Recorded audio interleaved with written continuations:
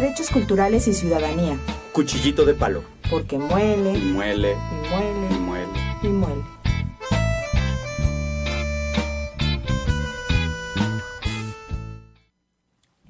¿Listo? Excelente, pues hola, ¿cómo están? Muy buenas tardes, noches. Este es Cuchillito de Palo, yo soy Dante y soy una gomita de cajeta. Hola, yo soy Milton y soy una columna del Partenón. Hola, yo soy Daniela y soy la diosa de los teporochos.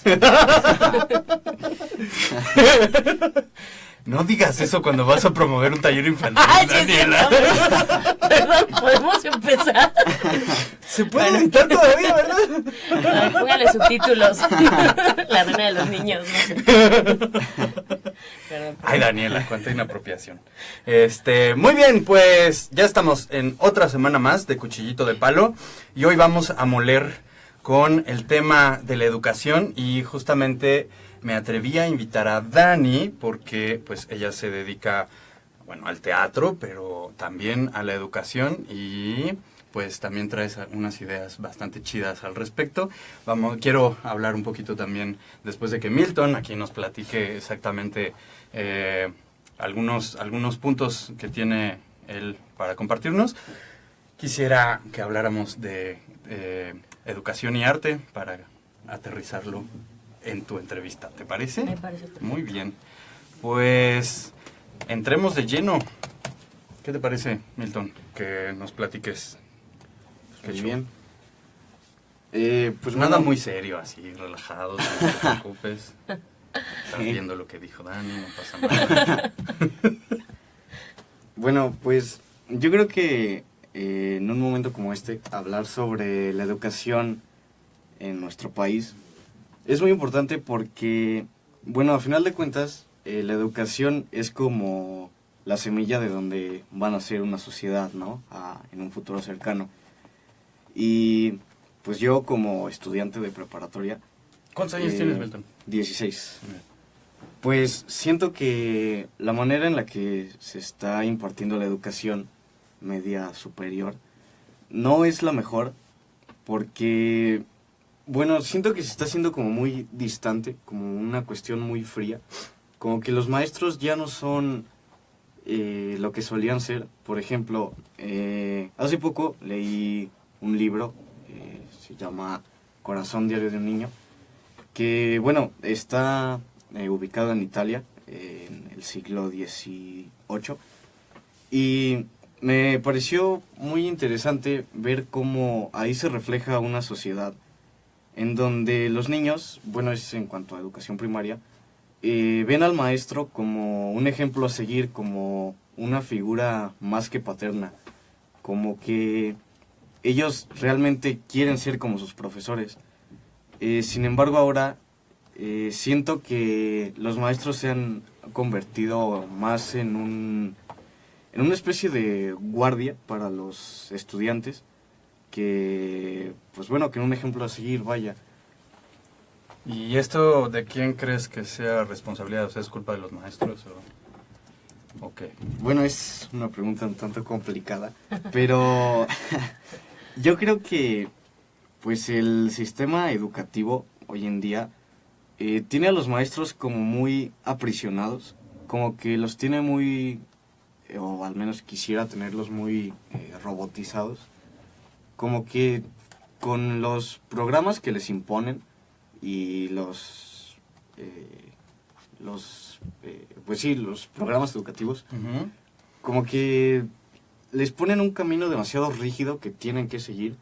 Y bueno, yo otra vez desde mi experiencia propia he visto cómo los maestros como que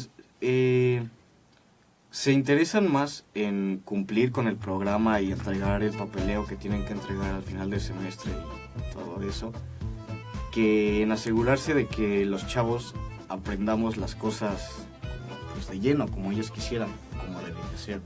Okay. Ahí creo que voy a detener porque haría falta como reconsiderar algunos conceptos, ¿no?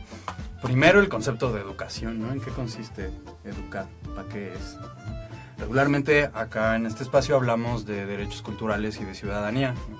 Y ya había yo comentado en un programa anterior que para mí uno de los pilares para que funcione una sociedad es la educación, ¿no? Entonces, pues, ¿a qué nos referimos con educación? ¿Alguna idea? Pues hablando así sin ninguna teoría en mano, pero alguna propia experiencia, considero que la educación es una transmisión de conocimiento, una transmisión de experiencia. Cuando hablo de experiencia puede ser desde lo emocional hasta lo cognitivo, pues. Okay.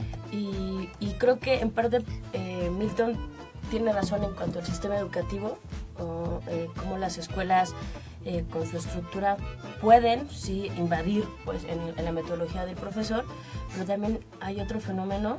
Bueno, ya me metí en la entrevista de Milton, no, pero dale. Es charla entre todos, no pasa nada. Pues digo, obviamente hablo desde mi postura como profesora, ¿no? Pues ya tengo un rato dando clases y he dado clases a chicos de prepa, y de pronto también creo que la educación que les dan en casa es muy influyente en cómo ellos se comportan en el aula, pues en el salón, y más que el sistema educativo, sí, o sea, hay algo ahí, pero también lo que los padres o cómo los padres construyen a los alumnos, los maestros a veces, o la mayoría de las veces lo pagamos, ¿no? Ay, qué fuerte está esa selección de palabras. No, de verdad, okay. Porque de pronto, bueno, te puede tocar un alumno, una excelente persona, que muy entusiasta, o te puede tocar un alumno, por lo contrario, que muchas veces pasa eso. ¿Y de quién es responsabilidad? Pues tiene que ser los padres. Pero los padres fueron educados en algún lugar, ¿no? Por sus padres. O sea, y por otras escuelas también, ¿no? Creo que hablamos de... Sí, de son ciclos. Son ciclos, es un círculo, no vicioso. Necesariamente ni vicioso ni virtuoso, ¿no? Pero es un círculo en el que de alguna forma parece que lo que ha faltado, o a lo mejor no, es una intención de educar a un pueblo.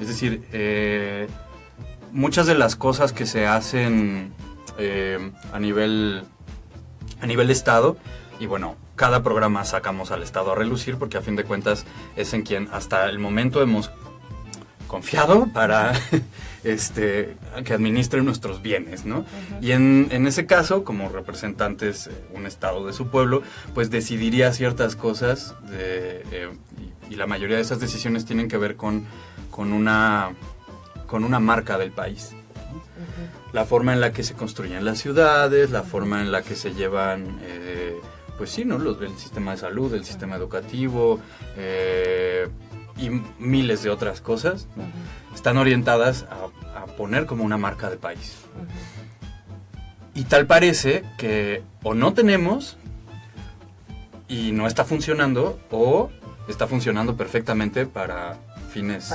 macabros y terribles en sentido contrario a donde debería ser la educación que tú dices, ¿no? De cómo transmitir esta parte de conocimientos, experiencias, afectividades, etcétera, ¿no? ¿Cómo ven? Sí, pero creo que ahí está como el libre albedrío, ¿no? Al final los que estamos en el aula somos humanos, no robots. Sí, claro que un humano se construye de muchos elementos externos, ¿no? Influyentes desde muchos lugares, pero ya así en la práctica, pues depende de mí como persona, como maestro, y de mí como alumno, cómo va a funcionar. Entonces, claro que como profesor es más fácil tener esa conciencia, bueno, creo yo, por la edad, por el momento, que en los chavos, y no es que no confíe en los jóvenes, no es que no confíe pero creo que también a veces no hay como mucho compromiso, pues mucha conciencia en muchos de ellos. ¿O tú qué opinas? A ver, ¿tú qué tienes? ¿Qué? ¿17? 16. Ah, 16. Bueno, pues sí, yo comparto tu opinión. Y bueno, yo creo que si hubiera que echarle la culpa a alguien, no serían los maestros.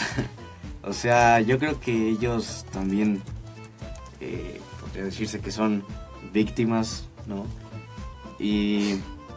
Y bueno, yo iba a decir algo muy parecido a lo que tú acabas de comentar, que pues yo creo que el Estado, su intención no es la de no dar educación, sino la de utilizarla como para conducir a la sociedad hacia donde ellos quieren, ¿no?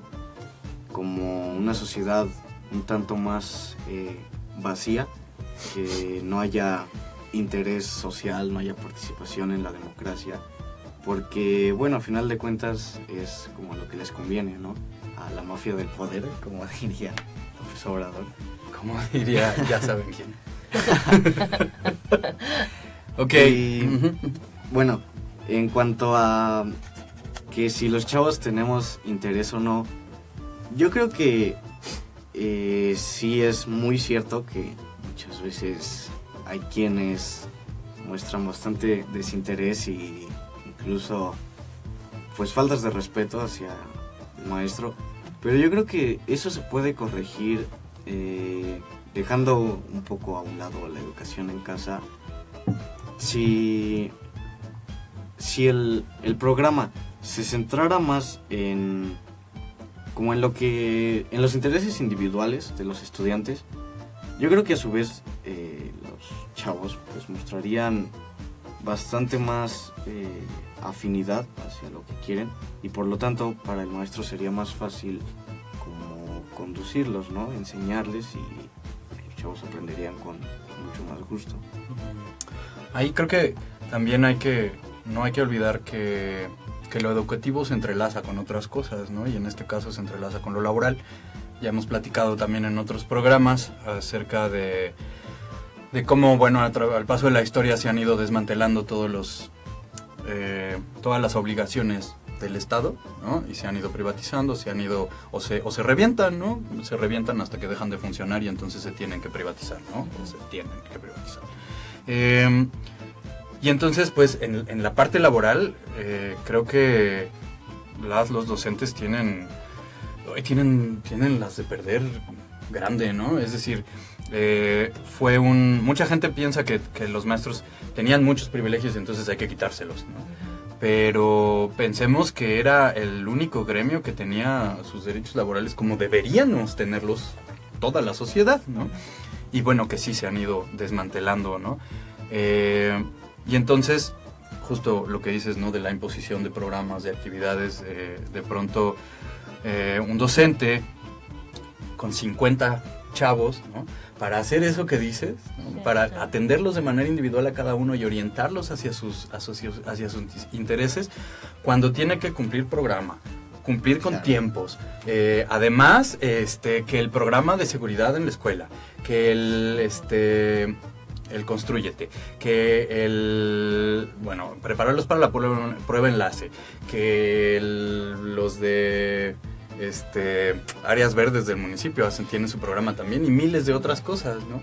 Y que ahora tienen que hacerlo, tienen que hacer proyectos, y ahora tienen que hacer lo de las competencias, y ahora bla, bla, bla, bla, bla, bla, bla, ¿no? Y entonces se sobresaturan, obviamente, y no hay chance de hacer todo eso que quisieran. Sobre todo en las escuelas públicas, ¿no? Porque hay escuelas privadas que tienen otras posibilidades económicas, y muchas veces tienen pocos alumnos, porque bueno, su misión, su visión y su filosofía va por otros rumbos. Yo trabajo en escuelas en donde de verdad la calidad educativa y humana es excelente. O sea, y se nota, y desde los administradores, directores, el trato hacia los maestros, de los alumnos a los maestros. O sea, también me ha tocado vivir esa experiencia. En las públicas pues es más difícil por el número de alumnos que hay. O sea, de pronto son 600 alumnos y entonces se les ocurre que les quieren dar taller de teatro y pues hay que atender a la mayoría, pero hay poco presupuesto, entonces hay que atiborrar el salón. Entonces todos esos elementos pues, evidentemente van mermando, porque repito, los que estamos ahí somos humanos, no somos robots. Entonces es un tema pues muy, muy complejo, pero no sé, se me fue la idea, pero bueno, más bien hacia dónde queremos ir, pues, ¿no? Ya individualmente con la educación como profesor, principalmente, porque es donde yo digo que recae toda la responsabilidad, y el alumno también tiene, pero también hay que ser como más,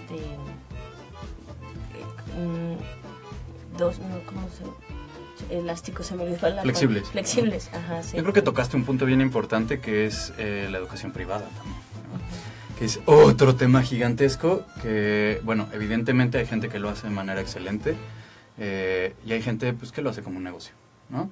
Yo me acuerdo que cuando iba en quinto de primaria, la directora y dueña de la escuela era mamá de un compañero mío y de otra chica que iba en sexto, y era esposa del secretario de Educación, y ella abrió la escuela en lo que sus hijos pasaban la primaria. Después la traspasó. Y la señora era terrible. O sea, estilo tronchatoro, terrible. Sí, sí, sí. Una vez le pegó un chicle a un amigo, porque así, estás comiendo chicles, cómelo. Se lo pegó así y nos estuvo regañando con su mano en la cabeza del otro hasta que se lo quiso quitar y todavía le dijo, ay, ya ves, ahora te voy a tener que tusar. Como si fuera su culpa. Ay, qué horrible. Una persona horrible, así No, que te bueno, empujaba pues es con que las sí, uñas, no, así, eso sí. estilo tronchatoro, ¿no? Bueno, y es que también ahí hay otro tema, el poder. Entonces, también pasa que el maestro pues tiene un poder, ¿no? Y a veces ese poder se usa de una manera bastante terrible, ¿no? Y bueno, a lo mejor voy a decir algo, y quizá lo voy a decir de una manera un poco burda, pero de pronto hay seres humanos tan frustrados, tan enojados con la vida, que usan ese poder para desquitarse. Y pasa mucho en las aulas. Y el asunto muchísimo. económico, ¿no? Y por ejemplo, un universitario que termina su carrera y por cuestiones de que no hay suficiente campo laboral no trabaja en lo que quisiera, pues la opción más fácil es irse a dar clases, ¿no? Ser maestro. Y entonces, Es lo más común, sí. ese tipo de Sobre personas... todo en los campos artísticos, Sí, ¿no? sí, eso es O como por ejemplo en muy- filosofía, que pues, trabajo para un filósofo. Sí. Bueno, Qué difícil. en filosofía pasa algo interesante, ¿no? Tienen tuvieron su línea terminal justamente en docencia y bueno, a alguien se le ocurrió que salía muy caro tener 3 líneas terminales y entonces las apelmazan todas en una y entonces nada más tienen ahora una línea terminal y les dan docencia a la de a fuerzas aunque no vayas a ser maestro, ¿no? Y está el caso, otro caso en Bellas Artes, ¿no? En donde la licenciatura en música ahora es como de docencia y dicho por el director en ese entonces, ¿no? El director de la facultad les dijo porque pues no van a tener de otra más que dar clases. Y entonces dices, wow, ¿no? Sí, ¿no? Y bueno, y tenemos los ejemplos de la educación pública donde el gobierno le facilita a alguna empresa privada que se instale en X lugar, ¿no? Un aeropuerto, Bombardier, etcétera, y entonces surge un CONALEP o un CECITEC o una de estos bachilleratos tecnológicos o técnicos en donde son mano de obra directa para una sola empresa, ¿no? Una sola empresa que, bueno, en algún momento va a caducar lo que hace y lo que ellos aprenden también, ¿no? Tenemos una amiga, Tere, saluditos. Bueno, saludos a Dani y a Anita también que nos están viendo. Recuerden que pueden mandar sus comentarios a Facebook, porque ya no tengo WhatsApp, olvídenlo. Pero bueno, ella repara trenes de aterrizaje y turbinas de aviones. Y pues en un CONALEP que a eso se destina, ¿no? Es el aeronáutico. Y entonces pasan cosas o le pasan cosas a ella como, mis alumnos no pueden usar herramientas porque no hay y porque el director no lo permite. Entonces los chicos llegan a sus prácticas a arreglar un avión y no saben cómo usar las herramientas porque nunca las han tenido. Ella es maravillosa y hace herramientas de cartón y hace modelos de cartón y constantemente intenta pues que tengan la experiencia, pero no alcanza, ¿no? Sí. Y entonces tenemos pues la educación pública que sirve a la empresa privada, la educación que sirve como empresa, nada más, y todos los demás, ¿no? Y me ha tocado también en escuelas privadas donde justo pasa lo que Milton dice, ¿no? El maestro es un gendarme, es un cuidador, no importa si el nivel educativo es bueno o no, no importa si aprenden o no aprenden, con tal de que los pases y que se queden callados, sentados y bien portados durante toda la clase. En una clase de teatro eso es muy, muy difícil de lograr. No, por supuesto. Sí, claro. No, y en las condiciones en las que a veces que no hay ni salones, digo, como dices tú, no hay herramientas, a veces ni siquiera salones, no hay salones para clases de arte, o sea, hay mucha voluntad y eso creo que es lo que salva muchas veces el semestre, los proyectos, hay voluntad por parte del mejor director que en un CONALEP dice yo quiero que haya clases de música. Que sí hay. Y sí, claro que no hay salones, perdón, pues en las canchas, con el sol, pues nada, vamos a darle. Yo creo que, y es que si hablar de educación es hablar de muchas cosas, pero que tiene que ver desde lo humano, pues, ¿no? Desde lo que somos los que construimos, se puede decir educación, pero al final, ¿quiénes construimos la educación? Las personas. Las personas, ¿no? Entonces, creo que más que nada deberíamos de hablar a partir de eso, de la voluntad, del amor, el amor del profesor por transmitir lo que sabe. Ahora, yo, por ejemplo, en las clases de teatro, yo no quiero ser actores, no me interesa. ¿Para qué? Ese es muy buen punto. Sí, ¿Qué es lo que quieres tú?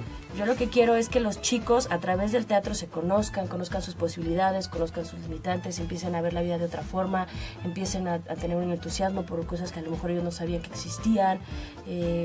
Si ya de pronto hay alguien que dice, yo quiero ser actor profesionista, súper bien, ¿no? Pero como profesora de primaria y de prepa, mi objetivo no es formar actores, es formar humanos, obviamente desde lo que yo pueda dar para la vida. Entonces, que vean la vida con entusiasmo, con respeto, con amor. Ahora, Milton, como joven que vas a integrarte en algún momento a la educación universitaria, si así lo deseas, ¿verdad? Porque parece manda, ¿no? No es de a fuerzas.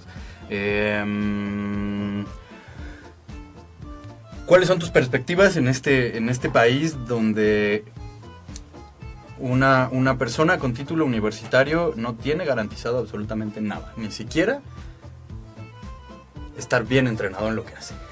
Ya no digas ni trabajar. Pues, bueno, por ejemplo, mis expectativas en cuanto a mi futuro profesionista,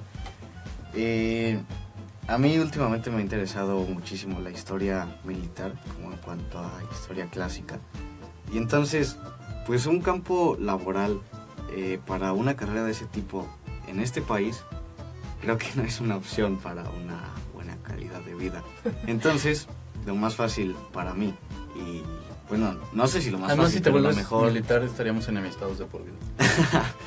No, así de pero radical. quiero estudiar historia militar, no ser militar. Okay.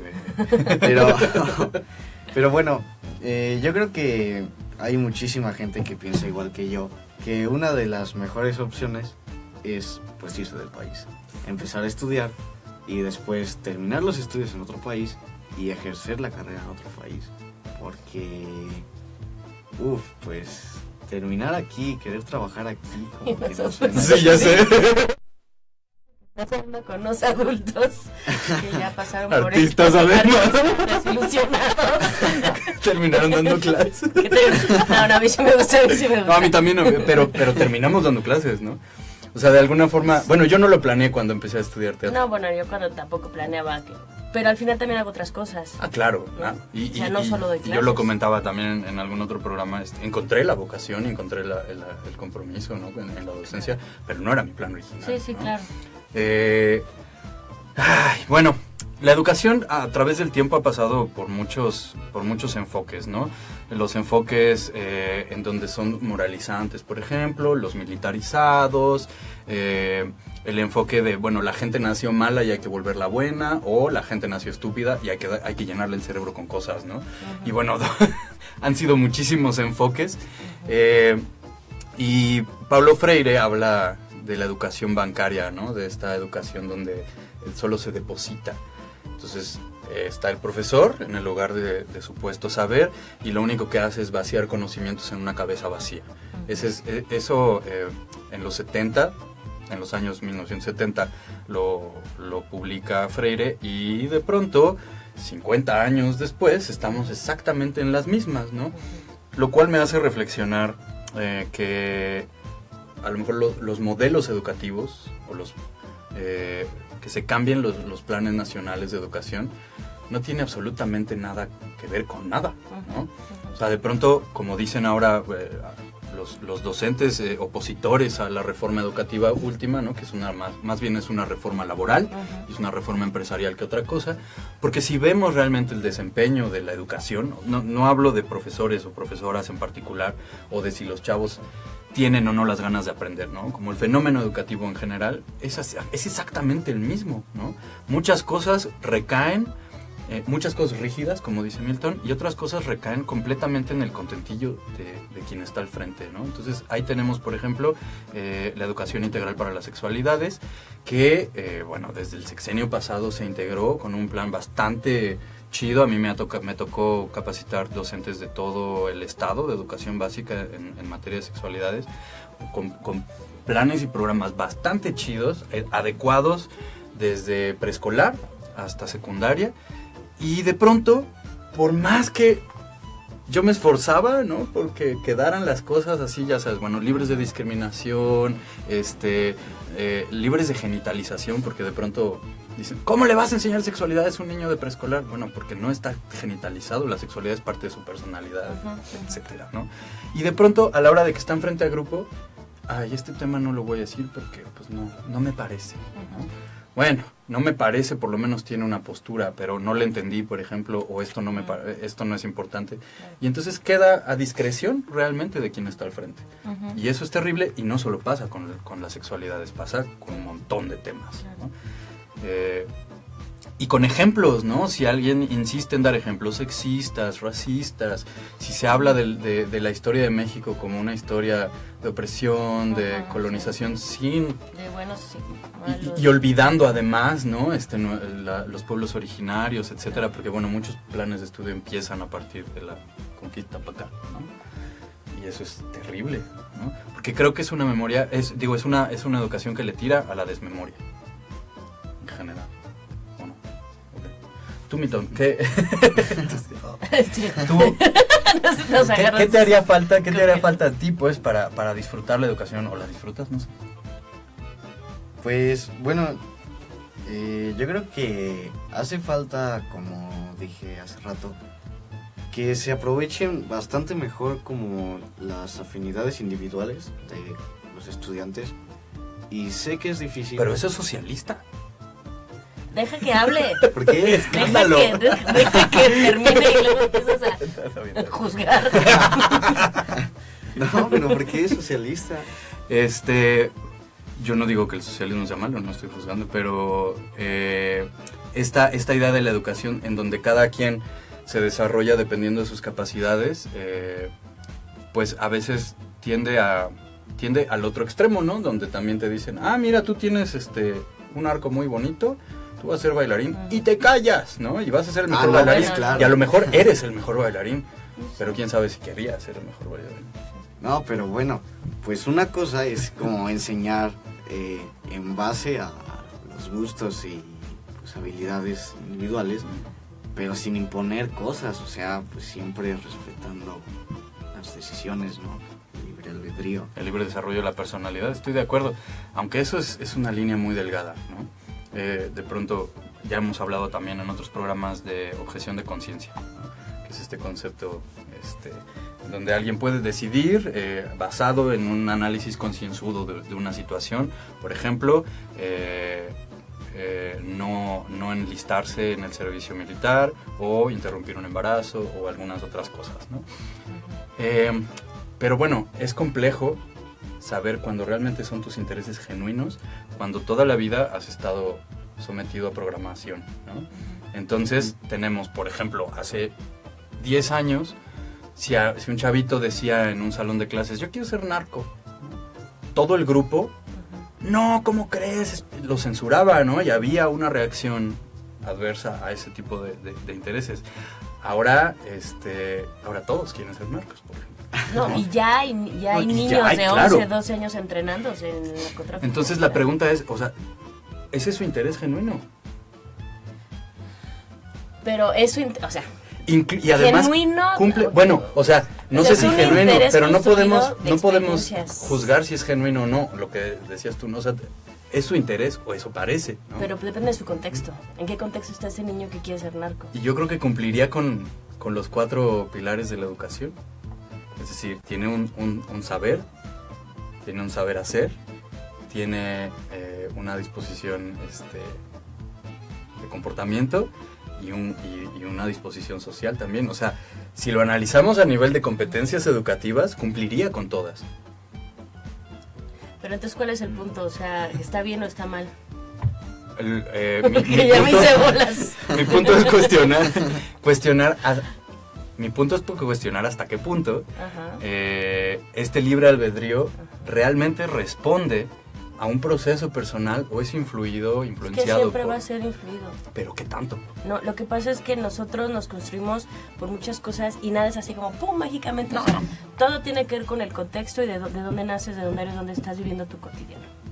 Y es como tan sutil que no nos damos cuenta. Entonces de pronto mi deseo es este, pero pues mi deseo viene construyéndose por otras cosas. Sí, claro. Entonces es como también pues muy difícil, ¿no? Decir como ya lo libre. Bueno, eso no existe, para empezar. Y entonces, en un contexto como el que vivimos ahora, donde tenemos más de 50,000 niños y niñas trabajando para el crimen organizado, y etcétera, ya no voy a hacer la sumatoria, ¿cómo le hacemos para modificar esa educación o ese interés? ¿Cómo le hacemos para influir en ese interés? Milton. Cállate, Daniela. La entrevista para mí. Pues... Bueno, no sé, es una pregunta interesante, pero pues yo creo que lo principal es como fomentando la educación cívica, la educación ética, para que pues a partir de ahí las personas puedan como decidir hacia dónde se quieren dirigir. Y bueno, algo importante es que lo que yo decía no era que si en un grupo de 50 cada uno quiere ser, cuando sea mayor, una cosa diferente, se les enseñen desde ya cosas diferentes, sino que aprovechando sus habilidades como individuos, se les enseñen las materias que se les tengan que enseñar de las maneras como más óptimas, ¿no? En donde las puedan disfrutar y aprovechar mejor y que les sean, pues sí, disfrutables y no que las tengan que soportar. Okay. Para mí habría un cuestionamiento ahí justamente en términos de currículum, ¿no? Como que es necesario aprender. Es necesario aprender todos los conocimientos que ya se han desarrollado, ¿no? O es necesario aprender a encontrarlos. Y si ese es el caso, o sea, si ya sabe la sociedad que es 2 más 2, ¿tendría yo que aprenderlo o solo que aprender a buscar dónde está ese conocimiento? ¿No? Esa, bueno, en un sentido. Y eso me lleva ya, lo que tú dices, a la teoría de las inteligencias múltiples de Gardner, ¿no? En el cual, bueno, justamente cada quien desarrollamos distintos tipos de inteligencia, ¿no? Puede ser inteligencia visual, lógico-matemática, musical. Por ahí alguien intentó también la inteligencia sexual, que me parece bastante pertinente. La ambiental, ¿no? Y dependiendo de cómo se desarrolle esa inteligencia, pues también, digamos, que nos orientamos hacia ciertos tipos de actividades, ¿no? Que bueno, una cosa habría que decir, que la educación, no educamos para trabajar, ¿no? No educamos para que consigas un trabajo, ¿no? ¿Para qué educamos? Bueno, no debería, pues, ¿no? Pues sí, lo que pasa es que, vaya, aquí podemos como hablar de lo que debería ser o lo que nos gustaría, pero lo fuerte y lo contundente es que hay una realidad ahí. Que no... La Peri siempre tan así. No, pero, o sea, y no es que, y vaya, no es para deprimirnos, pero vamos a hablar de la realidad desde el cotidiano. Yo como alumno de prepa, llego a la escuela, ¿qué hay? ¿Cómo son mis compañeros? ¿Cómo? Bueno, o sea... Bueno, voy a hablar. Yo como profesora de 30 y tantos años... como abuela. ¿Con qué me topo? Pues llego en camión a la escuela, donde sé que voy a recibir una quincena, pues hay dos, con todas las ganas, y el teatro, sí, la maravilla. No, pues que ahorita el salón que le prestamos para teatro, pues no, entonces a ver quién. En una escuela donde a lo mejor otros maestros ni siquiera tienen fe en el taller de teatro. Chavos que llegan con una flojera inmensa. ¿Y por qué están aquí? ¿Qué quieren hacer? Entonces, aquí podemos decir, no, sí, la educación, pero la realidad está gruesa. ¿Qué vamos a hacer con eso, pues, no? qué vamos a hacer con esa, o sea, o qué vamos a construir a partir de esa realidad. Ok, me parece Eso muy es bien. un poco más bien Entonces, con una realidad así, ¿qué necesitaríamos enseñar o para qué tendríamos que educar? para amar la vida. Perdóname. Pues sí, para, Milton. Milton. Está para bien. amar el conocimiento, ¿no? Fomentar el amor por el saber. Porque, por ejemplo, Pero ¿se eso el amor por imaginan? el saber suena mucho como el nombre de la rosa, o sea, suena mucho como medievalón, ¿no? ¿Será? Pues no. Como el saber como Bueno. Pero entiendo el sentido que está diciendo Milton. Creo que sí, o sea, amar, pues sí, amar el conocer, amar el aprender, amar la vida, amar al otro. Sí. El respeto. Sí, sí, sí. Ay, bueno, no ¿Se sé. representa? Así no soy como profesora.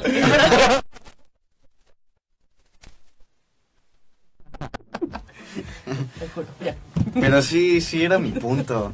Que es que, pues que, por ejemplo, un estudiante que está interesadísimo en la biología, que quiere conocer los seres vivos y los ecosistemas, Ujú. si vas y le enseñas física y cosas de, no sé, de matemáticas y de ecuaciones avanzadas, pues obviamente le va a caer súper pesado y no... si eso no es lo que quiere aprender. Conozco pues un no biólogo es- que ama la estadística, ¿eh? Y de hecho le es muy útil para investigación. Bueno, es Pero- un ejemplo. Bueno, yo digo que hacen falta dos condiciones fundamentales para que suceda esta apropiación del conocimiento, ¿no? Yo creo que un conocimiento se engancha o se ancla a partir de la afectividad. Ujú. Es decir, necesitamos crear espacios afectivos y no me refiero a, ay, sí, mijito, no, me refiero a espacios respetuosos, Exacto. respetuosos de la diversidad cultural e identitaria de Ujú. las y los estudiantes, a salvo, ¿no? Espacios seguros, espacios libres de violencia, espacios de confianza, ¿no? Y ese como condición inicial, ¿no? Y después, para que ese conocimiento que se enganchó se apropie, para mí tiene que atravesar por la vivencia. Si no se acuerpa, Sí, claro. si no atraviesa por la experiencia del cuerpo, Ajá. no existe ese conocimiento, porque lo desechamos en mayor o menor tiempo, pero lo vamos a desechar en algún momento, ¿no? Y no tiene esta aplicación que dices de, bueno, si yo quiero esto, ¿por qué me enseñan estas cosas, no? Pues cuando no atraviesa por la experiencia me parece inútil el conocimiento. Sí, Entonces, sí, yo sí. como docente, sí, a mí me encanta jugar, ¿no? Y no solamente cuando doy clases de teatro, que es obligatorio y necesario jugar cuando no haces Sí, teatro, así. pero cualquier tema. Absolutamente cualquier tema que vaya yo a estar al frente de grupo o facilitando, el juego es bien importante porque justamente nos permite experimentar, ¿no? Todas estas las cosas para que se aprendan, ¿no? O para decir, esto no me sirve, pero con toda la con los pelos de la burra en la mano, pues, ¿no? Para decir, no, esto de plano no soy yo, no me sirve, va para afuera. Pero no siempre tenemos esta posibilidad, no siempre tenemos, como dices, docentes que quieren ser docentes, a veces son profesionistas que no les queda de otra, ¿no? Y entonces, para mí la educación tendría que ser un fenómeno, sí, de amor, ¿no? De amor al Sí, conocimiento, sí. de amor a aprender, de amor a crecer, a desarrollarse, a evolucionar, a compartir, fundamental, ¿no? Porque de los 4 pilares de la educación que decía hace rato, solo 3 se integraron a los planes en el país, en México, y justamente el saber compartir se olvidó completamente, ¿no? Y pues vemos de alguna forma también que justamente esa es la parte que está deteriorada en nuestra sociedad, ¿no? La parte social, la parte interpersonal está, ¿no? Hecha un desbarajuste. Y creo que sí, justo pasan varias cosas con la educación, ¿no? Ahora está la proyectitis, ¿no? Porque ahora todo es aprendizaje en base de proyectos, nadie tiene idea de qué significa eso, ¿no? Por ejemplo, cuando eres, sobre todo en teatro, ¿no? Ya sabes que en efecto ese es aprendizaje por proyecto, ¿no? Porque tienes una meta, sabes qué requieres y desarrollas habilidades para eso, ¿no? Y creo que tenemos como más esa idea de qué onda, pero de repente un docente con herramientas limitadas en ese sentido, ¿no? Porque hacer proyectos también requiere educación, yo le veo muchos peligros, ¿no? Y que son peligros que se me van, que se van haciendo reales y me van confirmando estos miedos que tengo, ¿no? Como veo la educación, ¿no?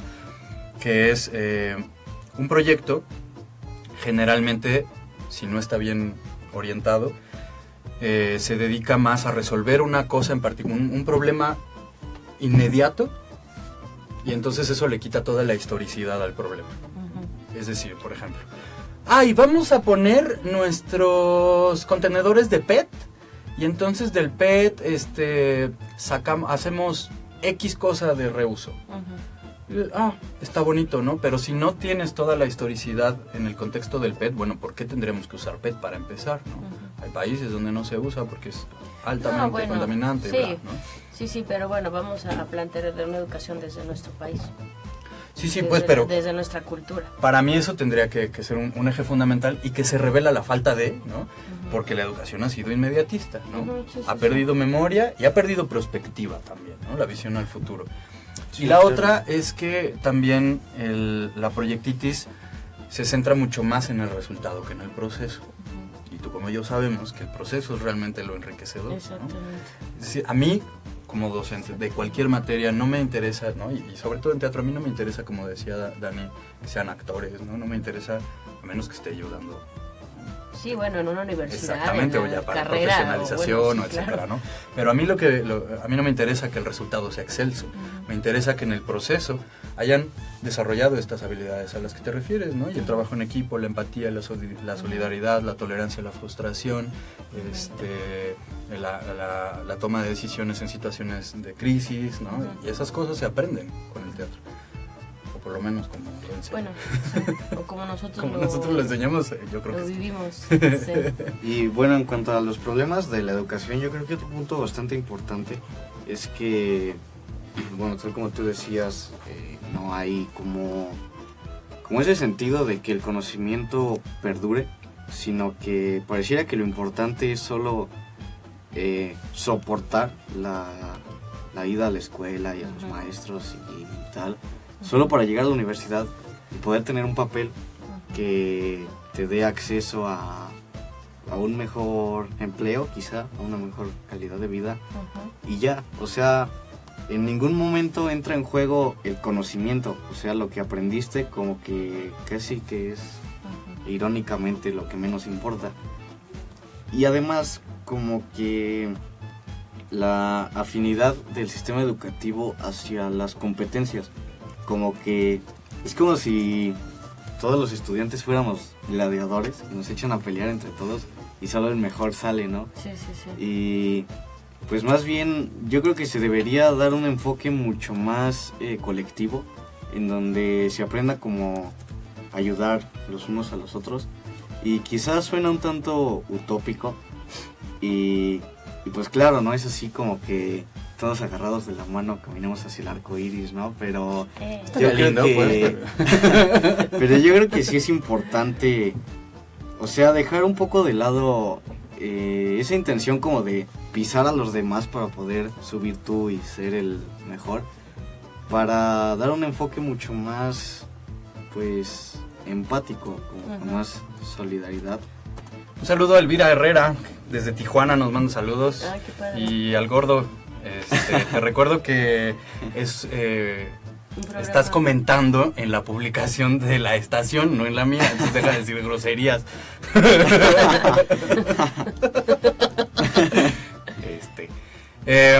Bueno, ya nos faltan 15 y a mí me gustaría cerrar ya directamente con una conclusión para aterrizar en el tema de Dani. Uh-huh.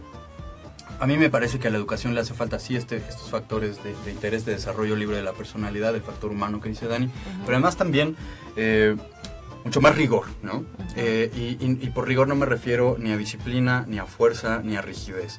Rigor, es decir, a que realmente haya una exigencia en los procesos de aprendizaje, pero tampoco de a fuerzas, ¿no? El rigor puede ser muy amoroso y puede ser muy flexible.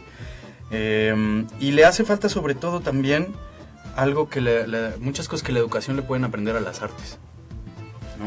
Que es la flexibilidad de pensar que para un problema hay distintas soluciones, no una cerrada. La posibilidad de ponernos en el papel, en los zapatos de otra persona, la empatía. Esta posibilidad importantísima de imprimirle nuestro sello personal a lo que hacemos, que tiene que ver con el libre desarrollo de la personalidad, que es un derecho humano, por cierto. Es decir, que lo que tengamos sea nuestro, ¿no? De generar la posibilidad de compartir, la posibilidad también de cambiar de rumbo a medio camino, Sí, que claro. es bien importante porque nos enseñan así, no, lo que empiezas, lo terminas, ¿no? Y de pronto es como, pero no me abona, como dice Milton, no me abona a lo que soy yo, a lo que yo quiero, a mi desarrollo personal, ¿no? Entonces, echarse para atrás o descubrir otro camino a medio camino, me parece súper válido, y es algo que también la educación le puede aprender a las artes. Y algunas otras cosas que comentaré. Pues se dice que es de sabios cambiar de opinión.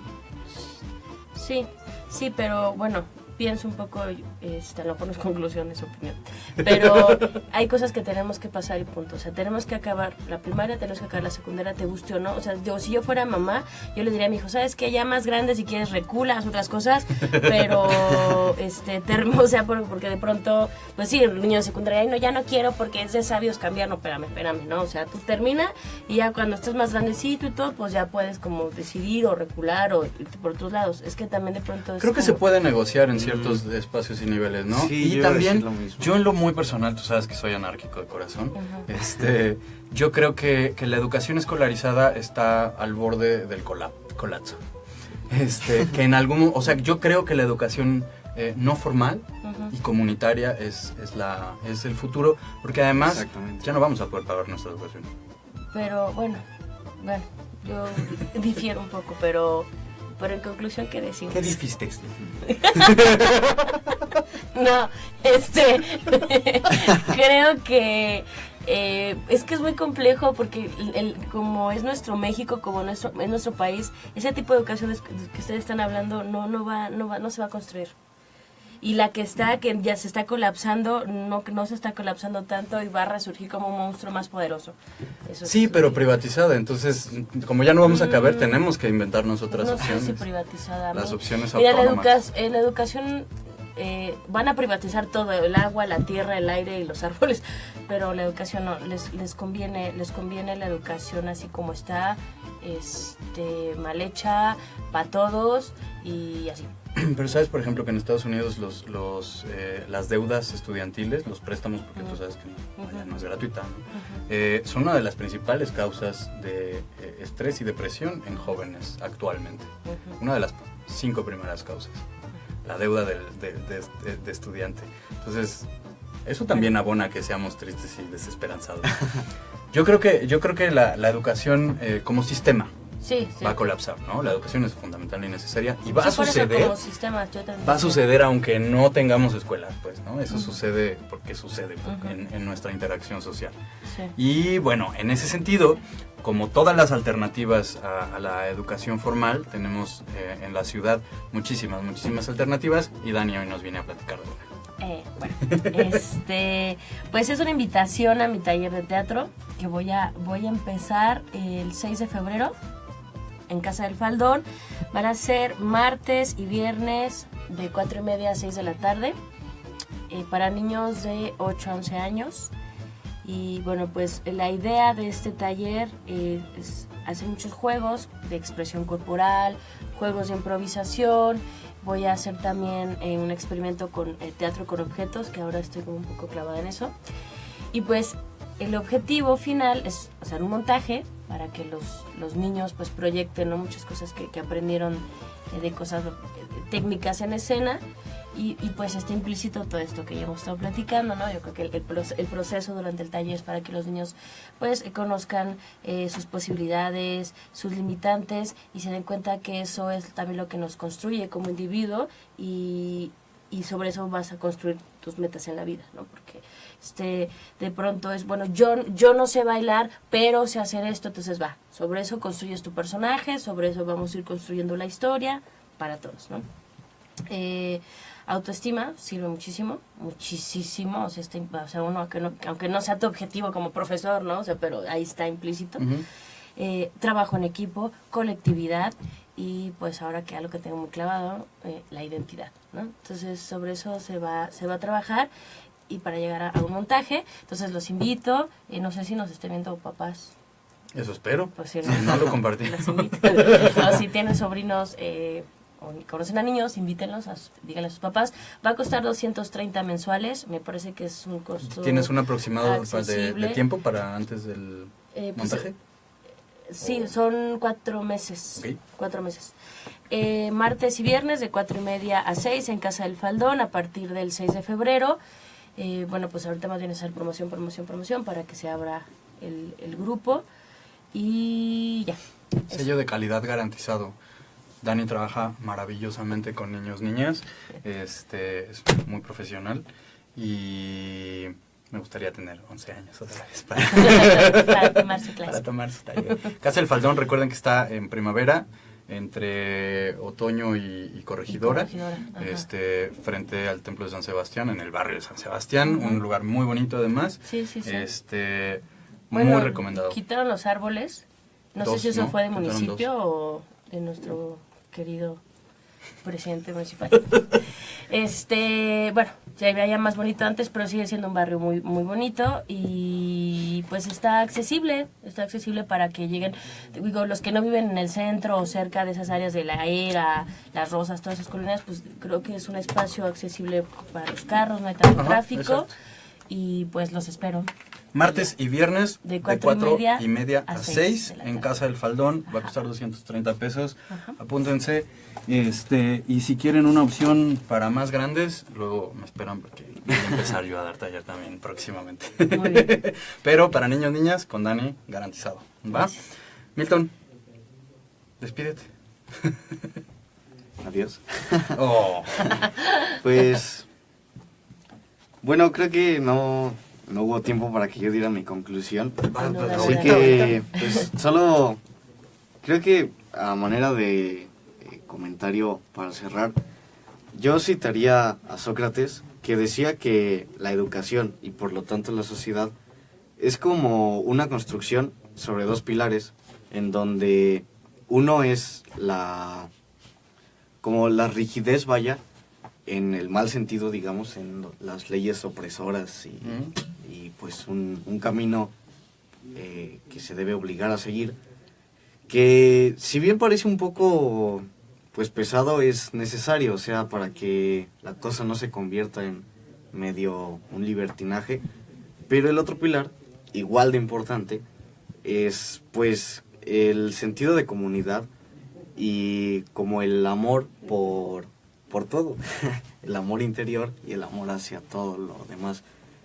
Entonces, que ninguno de los 2 pilares se debe descuidar para que pues las cosas funcionen.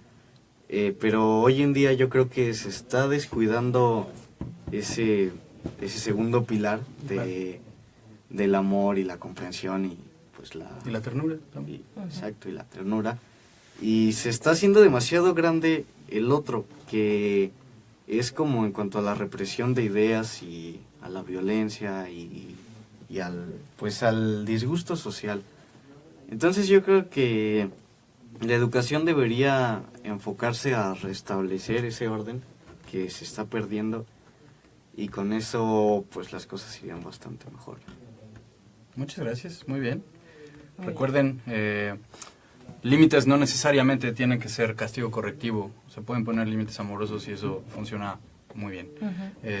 Pues muchas gracias, Dani, Milton. Gracias. Nos vemos la siguiente cuchisemana en el mismo Palicanal. Y ahorita quédense porque viene el profe Baruch a gritarles y a hacerles cosas. Adiós. Gracias, equipo.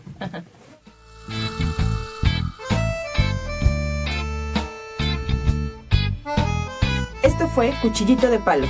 Todas las ideas aquí presentadas son honestas, autónomas y no están en la nómina de nadie. Hasta la próxima, a la misma cuchihora y por el mismo Palicanal.